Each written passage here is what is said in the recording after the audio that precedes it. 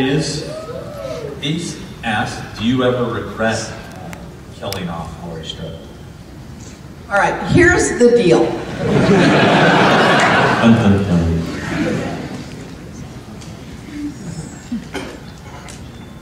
Did Halloween 1, did those other movies, and then I did Halloween 2. John didn't do Halloween 2. I did Halloween 2. You know, picked up the moment Halloween 1 left off. Felt like I should be the same girl. I was very proud to be in Halloween 2. I never intended to be in another Halloween movie.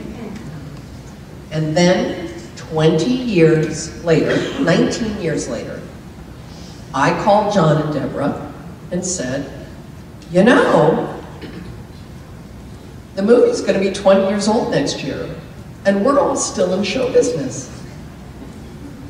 And it seems kind of crazy. I don't think there's ever been a movie that was 20 years old where all of the people involved in the movie are in a way more famous now than they were then. It's usually the opposite. I said, so it seems like this is an opportunity to do something that's never been done. 20 years later?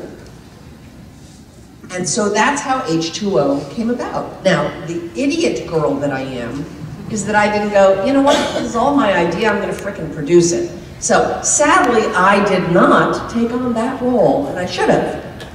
So what happened is John ended up not doing it, although he started to do it. Then Deborah ended up not doing it. And it was Kevin Williamson kind of came on to do it.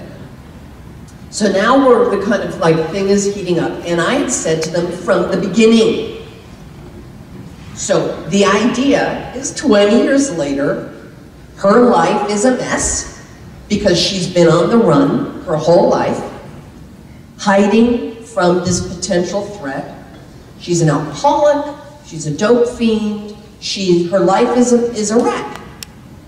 And obviously he comes back, but we create a scenario whereby she turns the table and says, you know what, fuck it. If I'm gonna die clean, because the life I'm living now is no life. I am not alive in this life. When you're running and afraid your whole life, you have no life. And there was a real sort of deep message of facing fear and living in truth. And if you face the fear, you can live. If you don't face the fear, you're dead anyway. And she was sort of dead anyway. So that was the idea of the movie. And I have said from the beginning, so we're gonna frickin' kill this fucker. You know, it's like, so the end of the movie is that I end it. We're gonna end it here. And everybody was like, yeah, awesome. So the first script comes in, and the script is good, and it's dark, and blah, blah, blah. And then the last scene, you know, something happens, and you know, a car goes off a cliff or something, and it's, you know, they've written it like, the flames reflect in her face and she knows it's over. I was like, no.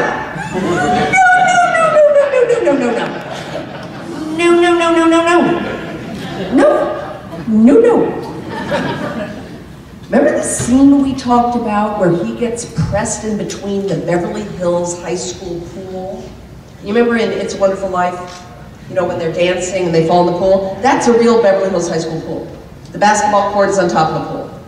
And it's still there, and it still moves. And I was like, no.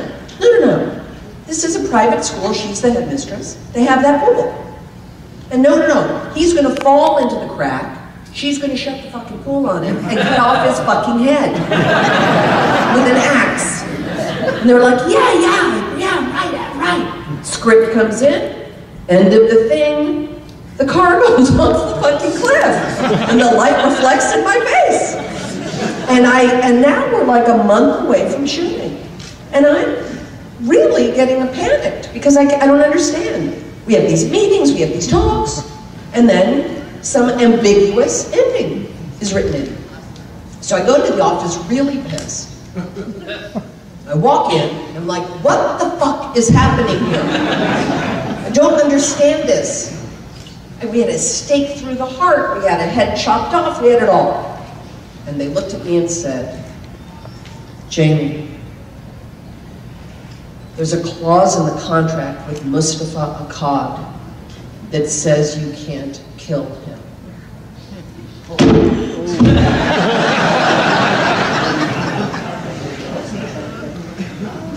What?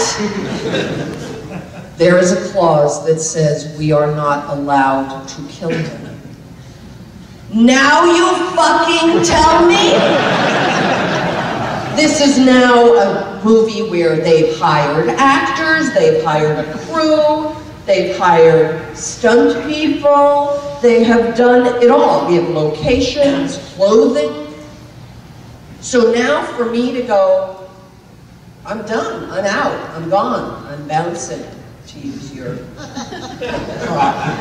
phrasing. You know, I'm gone. There's no way I am doing this again. And they said, how can we do this with you? I said, you can't. I am not doing this. The whole construction of the story is that this woman stops running, turns back, and faces him, mano a mana, until the death. And she's willing to die for this. And so, Kevin Williamson says, what if, two words you never want to hear in a production office, what if you and the audience think that you've killed him? I said, okay, what? They said, we do it where you kill him.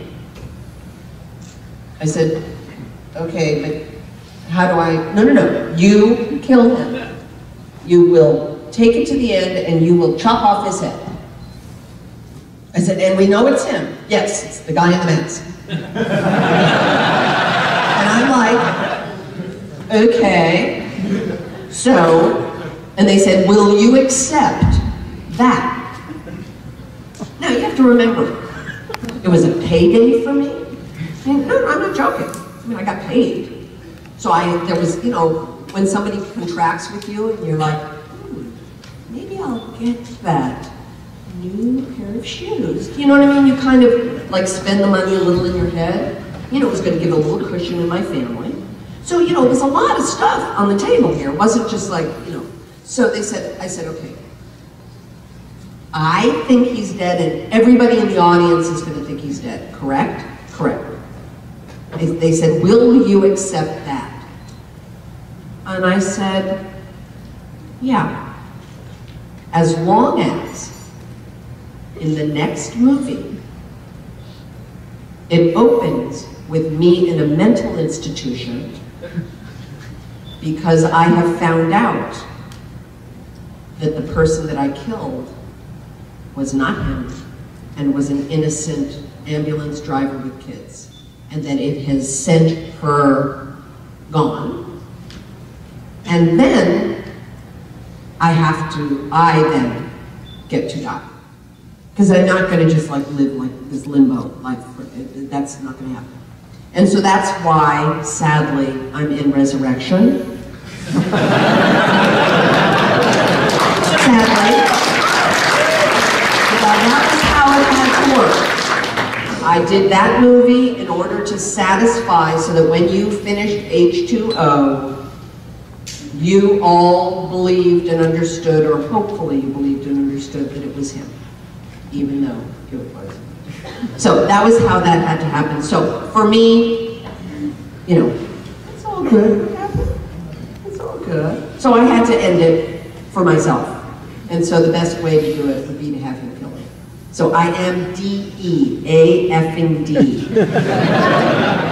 There is N-O-C-H-A-N-C-E that I will ever be in another Halloween movie, unless Malik Akkad comes up with a frickin' big-ass payday for Jamie, where I might ultimately turn it over to a charity. But I'm talking about like a big-ass I'll let them figure out a way of like contrive that in fact I'm not dead. But until that moment, which I don't think is going to happen, it's over. Okay. So there will never be another Laurie Strode movie.